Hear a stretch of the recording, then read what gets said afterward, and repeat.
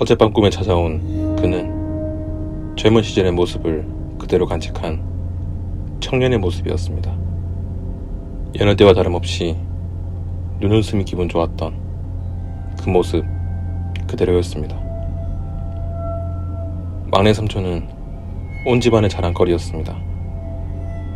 훤칠하게 큰 키에 누가 봐도 잘생긴 얼굴, 좋은 대학을 졸업하고 모두가 부러워하는 좋은 회사의 취업까지, 누구나 부러워할 만한 성공한 인생의 본보기였습니다.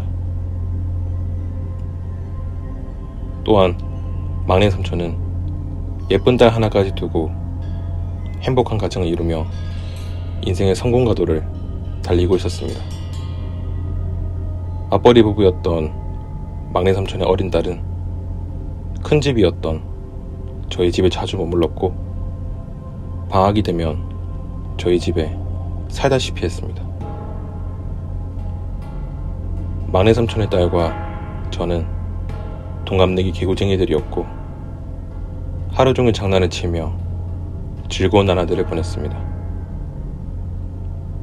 어느 날이었습니다. 저희 집 앞 공터에는 짐을 싣는 큰 수레 몇 개가 늘 세워져 있었는데 바퀴가 달려 있어서 그 아이와 저는 밀어주고 끌어주고 하면서 장난을 치곤 했습니다.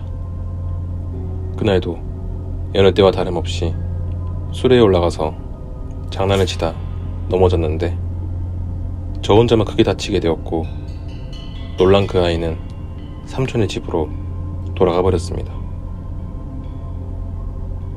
더 큰 불행은 그날 밤에 시작되었습니다.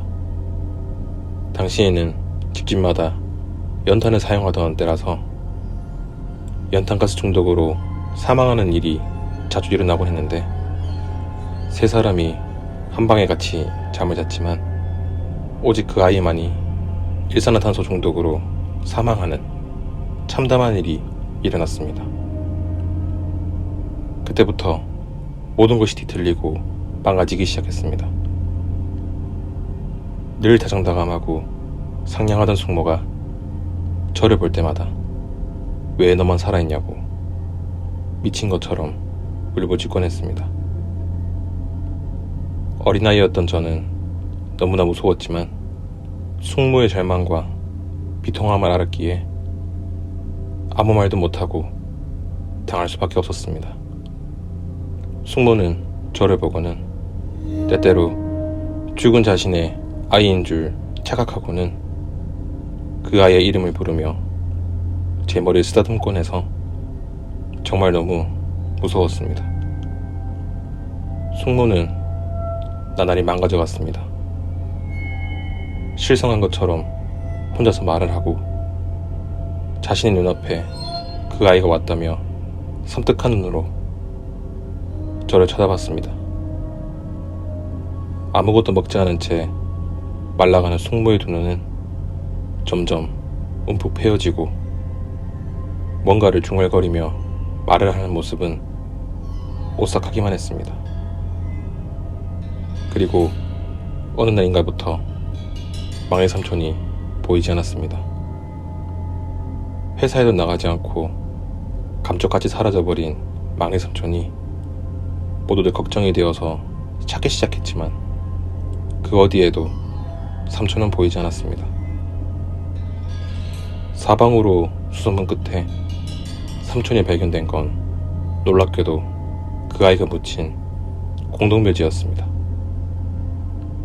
몰라보게 변해버린 삼촌의 모습을 보고 다들 놀랐습니다.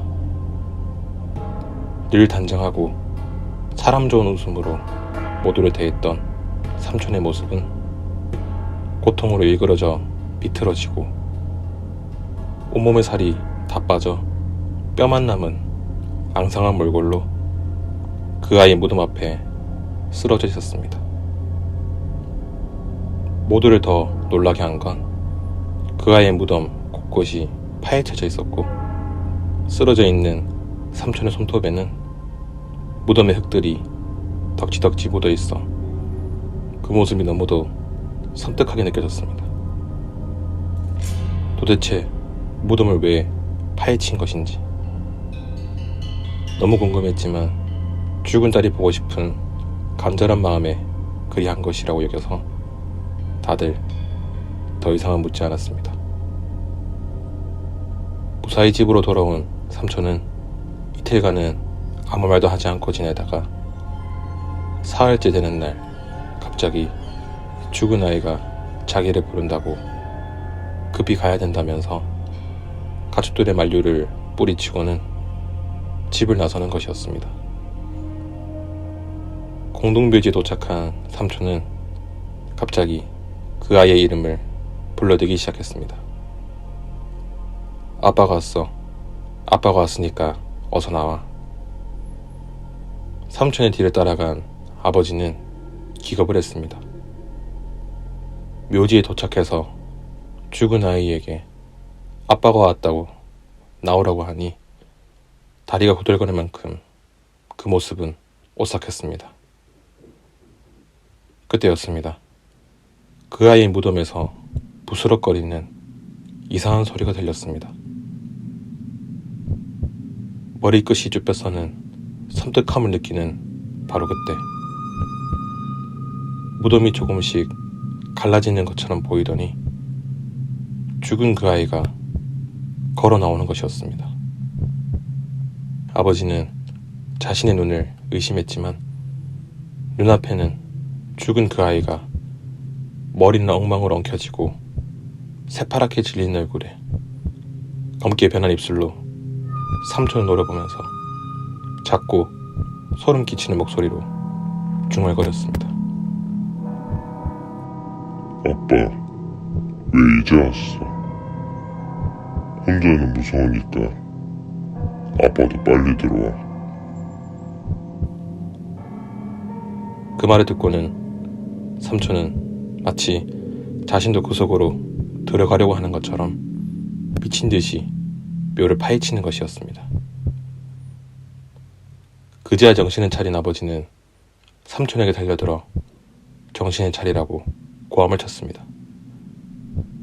죽은 그 아이는 더 이상 보이지 않았고 무덤은 원래의 모습 그대로였습니다. 그 일이 있은 후 아버지는 자신도 섬뜩함을 느껴서 삼촌을 집 밖에 나가지 못하게 했고 공동묘지에도 더 이상 가지 않도록 삼촌을 유심히 지켜봤습니다.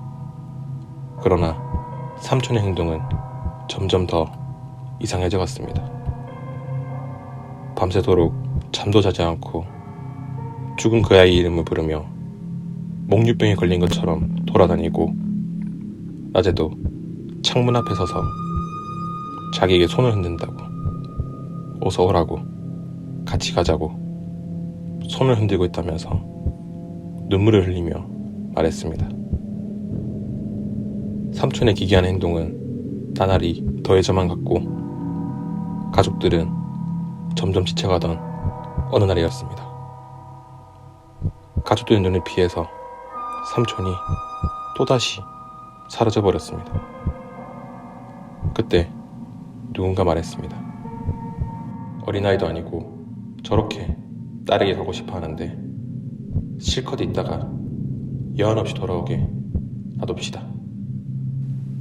모두들 대답을 하진 않았지만 차츰 지쳐가는 와중에 다들 고개를 끄덕였습니다.